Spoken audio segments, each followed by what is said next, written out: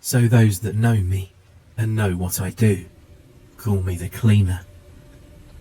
I'm what you might call a bounty hunter, except I deal with very special cases. Stuff that no one else can really handle. I seek out the filth, the otherworldly beings, even what you might think is supernatural. And I terminate it. I don't discriminate. I don't hesitate. I just squeeze the trigger. I'm not open for hire. I only take contracts from one person. And no, I can't bring you into the fold. It's something you're born into, and there's only ever a handful of us alive at a time. I can't go too far into the details, but I'm allowed to say this. It all starts with a slip of paper, usually an envelope in the mail. Sometimes though, in very rare cases, I'll get a letter in person. I call her Star. She's not allowed to tell me her real name. And Star isn't her code name. Traditionally, someone like her would just be called a messenger. Nothing else. That's all they are. I call her Star, though. She has a real bright personality. Figured it fit. Now, I'm going to share a story with you all. Now, I'm not really a storyteller, so you'll have to forgive me if the format is weird. But I'll let you in on my life. Peel back the curtain just a little. I had a case a few years back. Started, like I said, with a knock at the door, which always gets my heart pumping. You see, we cleaners don't have friends, and we don't visit each other. So a knock at the door can only mean one thing. Star is there, waiting with a special case. I unlocked the deadbolt, grabbed the cold doorknob, and slowly edged the door open.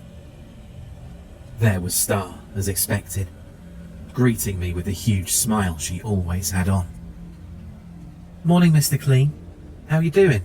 she asked politely, moving her bangs out of her eyes. I returned the smile and motioned for her to enter.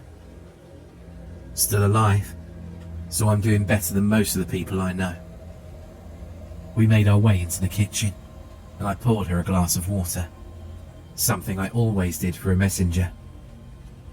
I'm going to take a wild guess and assume this isn't a social visit. I handed her the glass of water. "Oh, thank you." She took the glass and sipped on the water before replying. "You know, one of these days I'm just going to pop by to hang out." It was a nice thought, but I knew it could never happen. It's against the rules, and no one breaks the rules. "But you are right." She pulled an envelope from her back pocket. "This one is going to be a toughie." There were 2 pictures, usually. I only got one. She placed them on the table. The photos were of 2 monstrous-looking beasts, hairy and huge. I instantly recognized what they were, and immediately got a pit in my stomach. She must have noticed, because she responded with a reassuring pat on the back. "You can do it." They were lycanthropes, or more commonly known as werewolves. They're about as tough as it gets.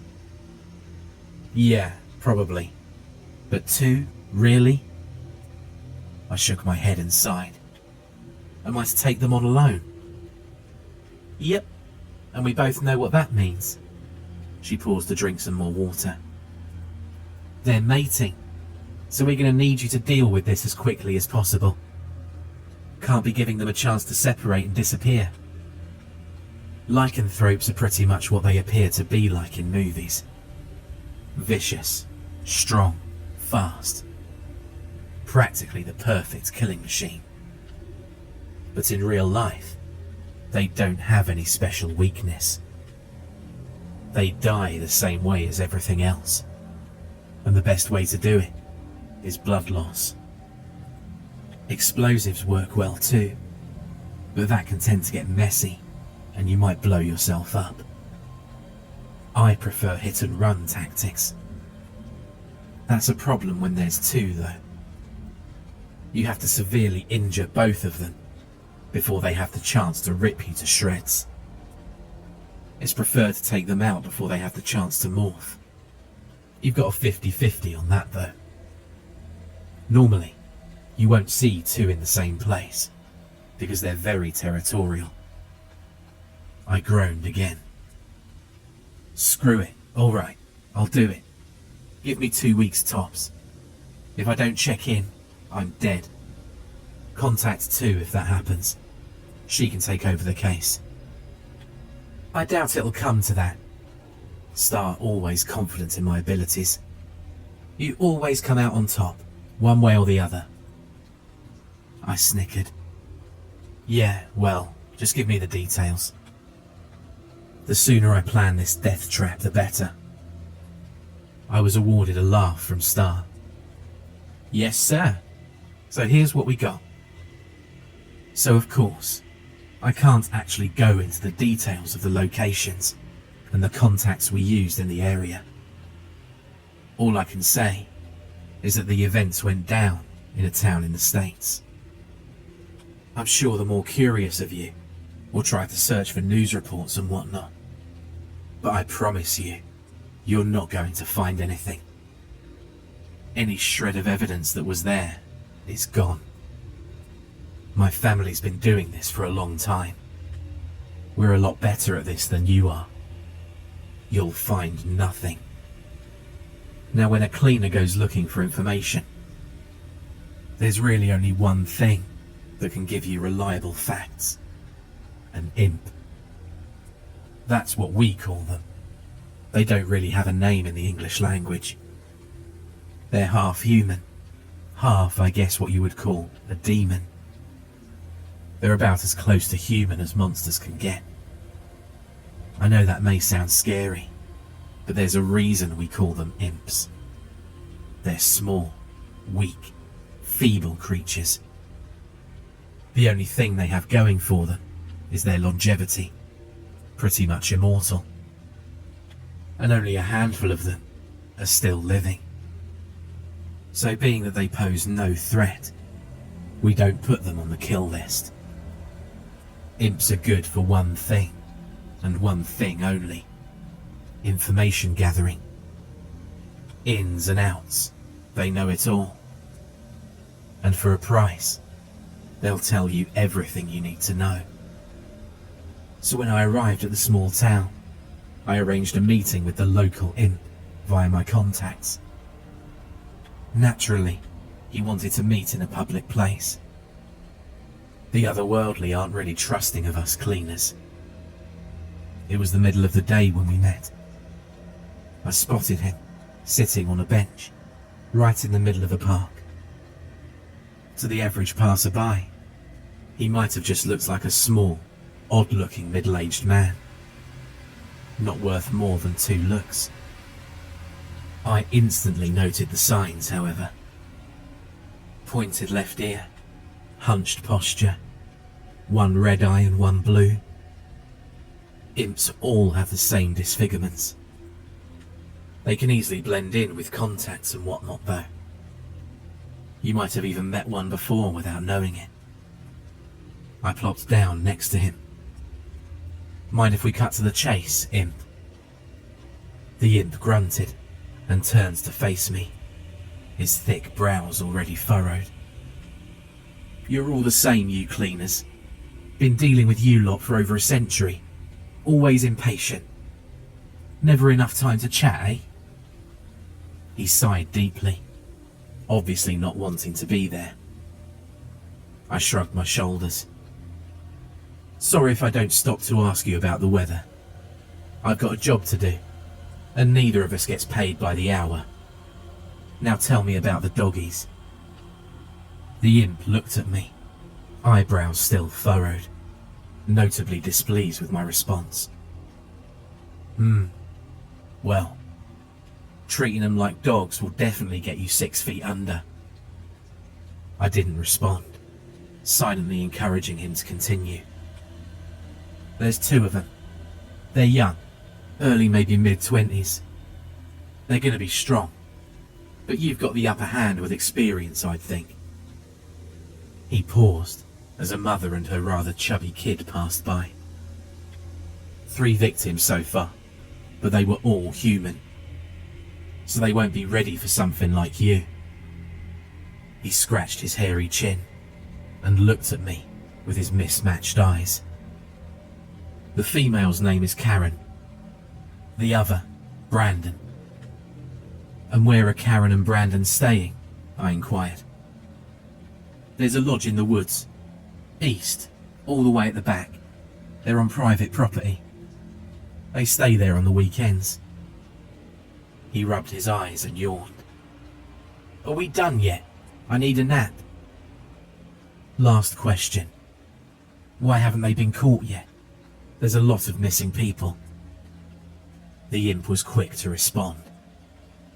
They only take homeless, people that won't be missed. And before I could ask anything else, he was up on his feet, hobbling away. Good luck, cleaner. You're gonna need it. Can't say I'll miss you if you die. He cackled as he walked away. Charming creatures. He was right though. I'd need all of the luck. Killing 1 werewolf is difficult. Killing 2 approaches impossible. You have to plan, weigh the risks heavily, and hope it all goes smoothly. And it has to go smooth. Bearing that in mind, I rested up, got familiar with the terrain, and eventually I found myself hiking through the thickest parts of the forest a few days later. It was dark. Not a single hint of moonlight was able to push its way through the thick canopy. I decided it would be better to take them out after daylight hours. By then, they'd have their next victim already, and the feast would already be underway. Werewolves are emotional creatures, so I could only hope they were caught up in the ritual. Pitiful that I had to let a civilian die in the process. Not all hunts are without collateral damage, I reassured myself. Took about half an hour of wading through the thick trees before I started approaching a clearing. I could see a small cabin in the distance. At first glance, it was quite homely looking. Wooden walls, a fireplace smoking, even a sign that said welcome. There was one thing that did break the illusion though. The screams. The bone-chilling screams of a man whose flesh was being peeled from his bones. I could see him, laying on a table, arms and legs strapped down, a man and woman standing over him. The man had a large blade and was slicing through his skin like it was butter. They were chanting in an old language, one that doesn't have a name. Their voices were guttural, and a deeper pitch than humans were capable of making. It was the mating ceremony. They flay the victim alive, eat the skin, drain the blood into buckets, and then smear themselves in the blood. It was a sick and twisted ritual, and I didn't give them the chance to finish it. I looked down the iron sights of my rifle, picking my first target, the male, Brandon. The first shot ripped through the forest until it found its mark. The bullet tore through the man's chest, stopping his heart in an instant. Blood spattered on the ground as he slumped to his knees and fell on his face. Karen reacted almost instantaneously and dashed behind the trees to the right of the house. I expected that though. Werewolf reflexes were remarkable, even when in human form. I already knew what would happen next. She'd change. Become the monster I was sent to kill. The werewolf transformation is a slow, excruciatingly painful process. Or so I've heard, at least. Bones grow and break to morph the body into a massive beast. Hair stabs through the skin, creating roots where none existed before. Their teeth all fall out one by one and are replaced by vicious fangs. Finger and toenails are pushed out, and in their place, only sharp bones remain, twice as long, strong and sharp. Close quarter combat against them is, well, a terrible idea. Almost always fatal. I sighed and checked my surroundings. There were no signs of Karen. Maybe she... Suddenly, an abrupt inhuman screech tore through the forest. It was distant, but they were known for their ability to cover ground fast. Everything got quiet after that. Damn it. I could feel the tremor in my hand already. Her transformation was complete, and I'd just killed her lover. Again, they're very emotional creatures, passionate to their very core. I emptied the chamber of my rifle and pushed another round in. It wasn't human anymore. Slowly, I started making my way towards the lodge, taking care not to make the slightest of sounds. I was inching my way to the ritual table. Help me. I could hear the man croak out as I neared. They're going to kill me. Please help me. His voice was getting weaker. I looked over his bloody mess of a body, or at least what was left of it. You need to call an ambulance. His breathing was more laboured now, wheezing as his lungs fought for oxygen. I rested my hand on his forehead. It's going to be all right. Close your eyes. I'll take it from here. He tried to say something more, but his eyes slowly drifted shut, and his breathing eventually stopped. It was a terrible way to die. I let my eyes trail down to the other dead man. Brandon, the lycanthrope. He was young. Brown hair, blue eyes, and a hole in his chest.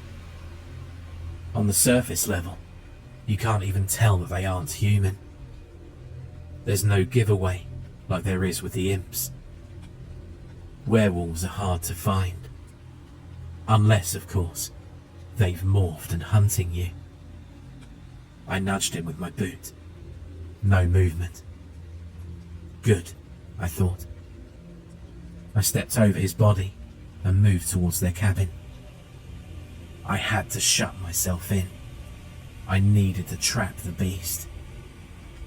I opened the door, slowly pushing it with my rifle, making sure to close it behind me.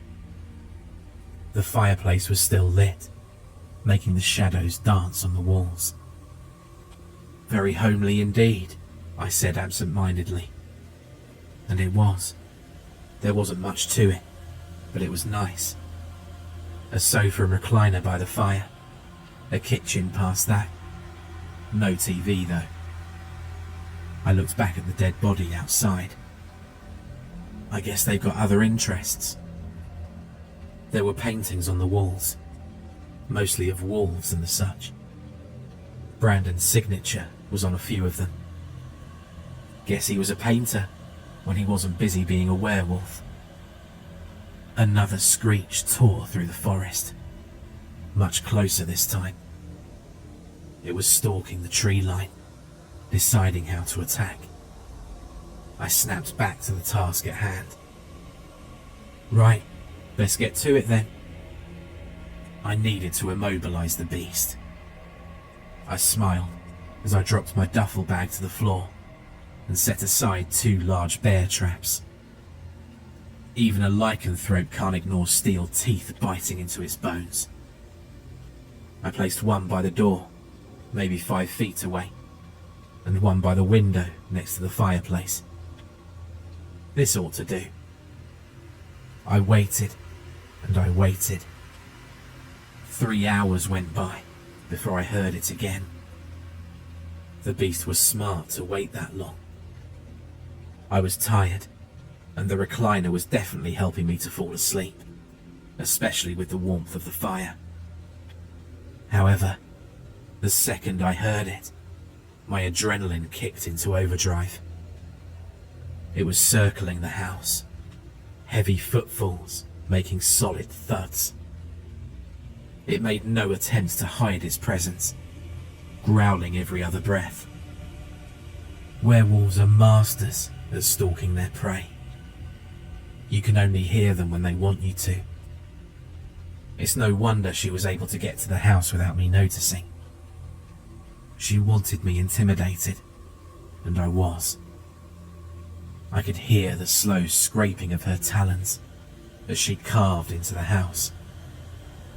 The deep, low growl as she grew bolder with each step. Suddenly, the cabin shook violently as something smashed against it. Paintings fell from the walls. My body trembled, and then it got quiet. No more footsteps, no more growling. It was in kill mode. I swore under my breath. Every hair on my body was at attention. Goosebumps rose on my arms, and the tremor in my hand returned.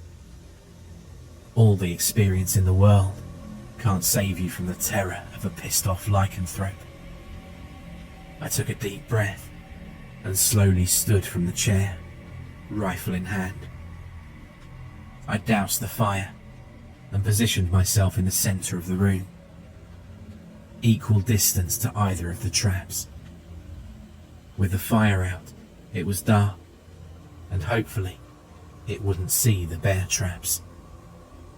You will die. It was a deep, almost demonic thing to hear a werewolf talk. Before I could react, the beast burst through the front door. I had to duck as the door flew past my head and crashed into the kitchen. There wasn't much light, but I could see enough. Maybe 8 feet tall, black fur, several 100 pounds. It was frightening. Muscles bulging, eyes glaring, fangs bared. It was pissed at me. I couldn't afford to waste a second, though. I raised the rifle and opened fire. Shot after shot. 3 times I fired on the beast. The attack barely fazed it, as it only walked closer. The bullets ripped through its body, and blood slowly leaked out, coating the monster with a crimson glow. But it didn't care. They're tough.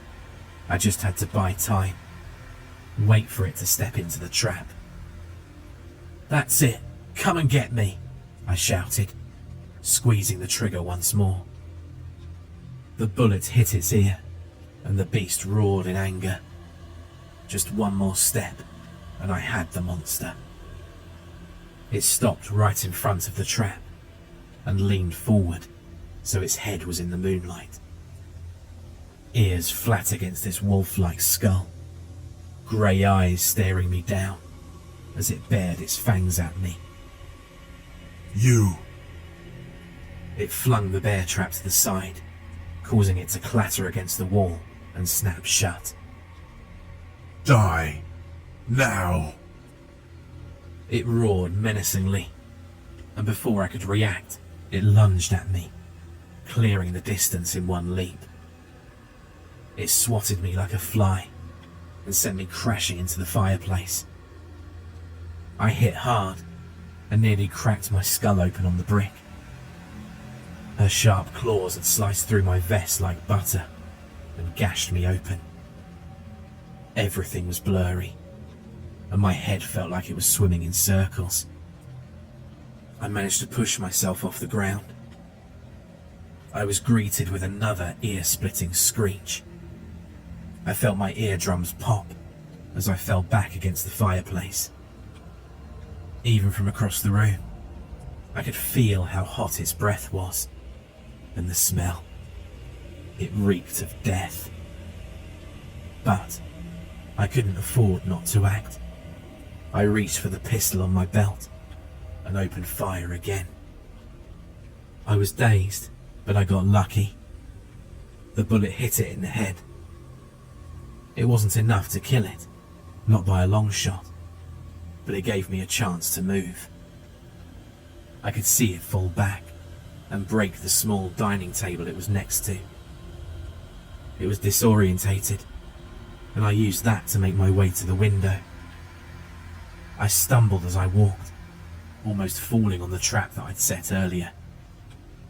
I lifted the glass pane and threw myself onto the windowsill. I let my body slowly slide out the other side. I needed to put distance back between us, formulate a new plan. God damn it! My ankle erupted in pain. I could hear an audible pop as the werewolf crushed my bone with its grip, while also digging its sharp claws into my skin. It had caught my leg just as I was sliding out. God damn you! I shouted. My entire leg felt as though it was on fire.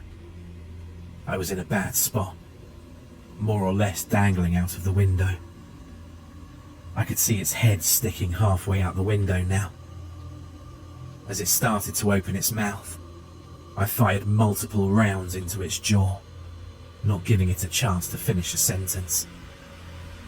The beast jerked its head back, smashing the top of the window as it did. I felt my ankle slip from its grip, and my head smash on the ground as I fell onto the grass.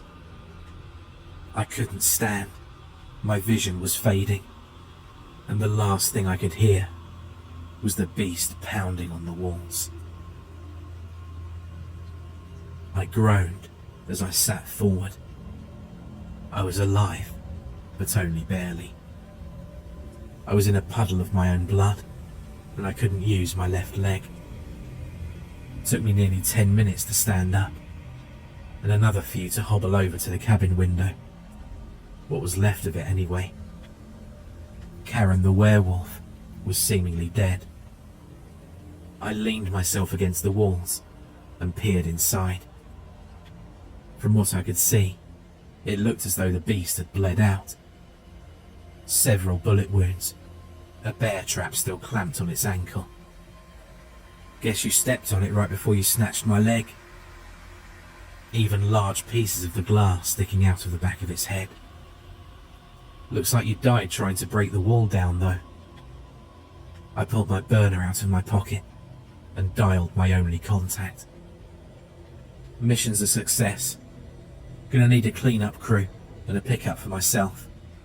Oh, and bring Helga. I'm hurt pretty bad. I let myself slide down against the wall. I drifted off looking at the stars. They looked especially dull that night. It took me a few days to wake up from that.